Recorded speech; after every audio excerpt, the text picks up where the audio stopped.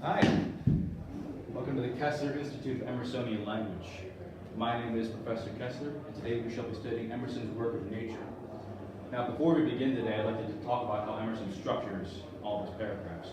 See, Emerson has a great quality of explaining his overview in an excellent topic sentence of each paragraph, and this is also true for the entire evidence of nature. In this opening quote, he explains the purpose of the entire essay, of how nature is in itself a discipline, and how we can and how it applies to all of our natural selves and our spiritual selves. This whole idea of using a topic sentence will be consistent with all the following paragraphs. And since from henceforth we shall be using an opening quote to explain the topic sentence of each paragraph. Welcome. Let's start off with chapter 5, which is discipline. In view of the significance of nature, we arrive at once at a new fact, that nature is a discipline. This use of the word includes the preceding uses as parts of itself. In this introduction, Emerson goes on to describe how matter teaches its properties to us. Properties such as solidity, resistance, inertia, extension, basic understandings in which the universe runs. But to properly interpret these things, we must use our reason, which is a device in which we interpret these lessons and marry them into our spiritual mind and selves. Nature is a discipline of the understanding in intellectual truths. And in interacting with nature and all matter that's separate from spiritual is what I mean by nature, which we learn about difference, likeness, order, being, and seeming. We discern not only differences between and among objects, but their similarities in both form and spirit. The order of the world, from sunrise to sunset, and all in between, can be known to us if we observe the natural world as it moves. Such abilities do not come swiftly, however. It requires continuous training and failure in observation in order to truly understand it. Common sense, or the ability to understand important truths, comes from interacting with people, as one's own ideas conflicting with others. In a sense, you must interact with other people and learn about how other people think and react in order to truly understand. A true conscience, which Emerson describes as a hand of the mind, will preach the idea that thoughts are no better than fantasies unless they are practiced. In other words, acting is the only way to act morally just. The same good office is performed by property and its affiliate systems of debt and credit. Lessons can be learned from debt, which can be crippling and disheartening. Debt is a teacher whose lessons cannot be overlooked, and debt is needed by those who are in debt. In the sense that debt teaches you how to handle yourself, how to handle property as well, and those who are continuously in debt will suffer for it. But property, like snowdrifts and clock hands, according to Emerson, is something that cannot be relied on because it constantly changes over and over. It is not steady, and you certainly will not take it with you when you die. The whole character and the fortune of the individual are affected by the least inequalities in the culture of the understanding. For example, the perception of differences. Now, if you come follow me right over here, I'll do a visual demonstration of what I mean. Matter might be in unity, but each one is separate and different. For example, a sheep, from which you gain wool from, has its own uses for making clothing, as a shirt. Water can be drunk, and coal can be burned. However, you cannot eat coal.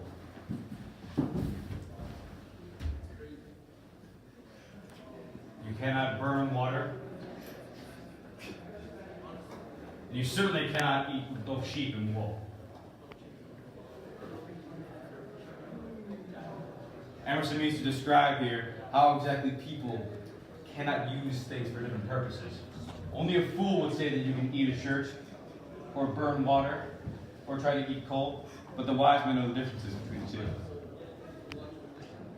The first steps in agriculture, astronomy, zoology, those first steps which the farmer, the hunter, and the sailor teach that nature's dice are always loaded, that inner heaps and rubbish are concealed sure and useful results. Now the sailor, the hunter, and the farmer are all people of nature. They work in and with nature. But nature is unpredictable. The farmer cannot control the seasons, the sailor cannot control the waves in which he sails, and the hunter cannot control the prey in which he hunts. They must learn to work with nature. Nature's dice are always loaded, meaning that nature always wins at the end. Her results are going to be her results. They cannot change that. They can only work with it, though. So they must be willing, the farmer must know when to plant, and the hunter must know when to hunt, and the sailor must know when to sail. And in doing this, they shall achieve the greatest benefit of their results. The greatest harvest, or the greatest catch, or the greatest sailing trip. Receive the dominion of man as meekly as the ass on which the Savior rode. Now this is reference to Matthew 21, verses 7 through 11, in which Jesus rode into Jerusalem with a donkey. Nature is at the service of man.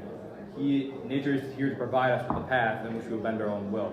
In fact, nature provides us with tools, much like Legos, raw tools that we can use to build whatever we please.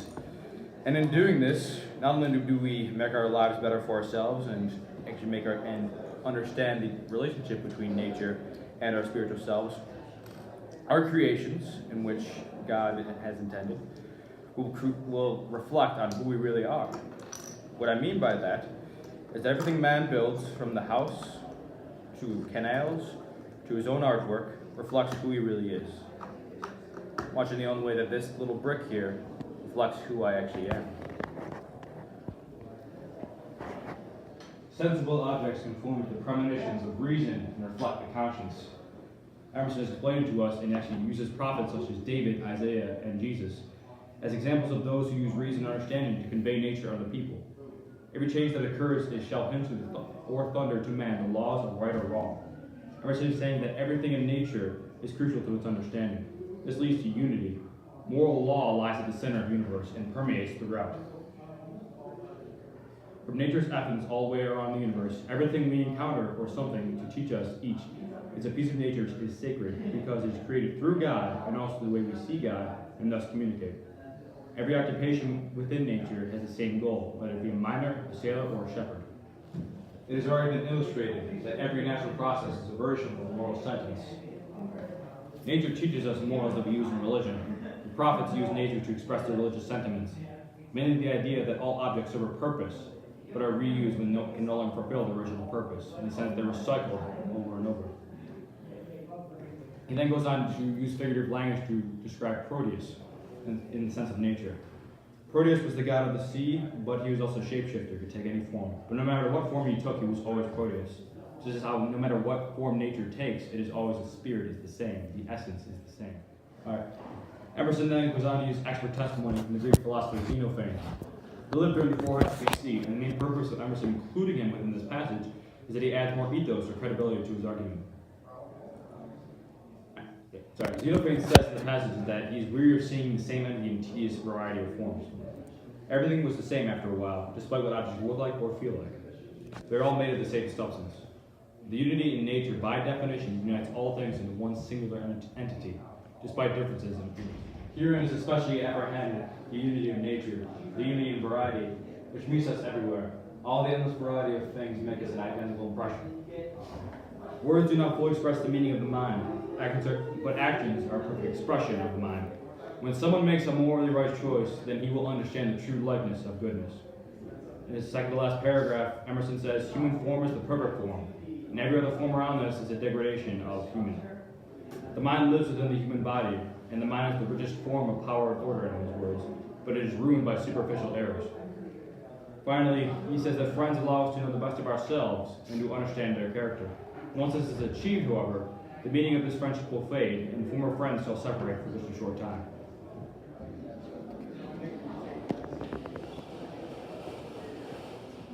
Oh, hey, I didn't see you there.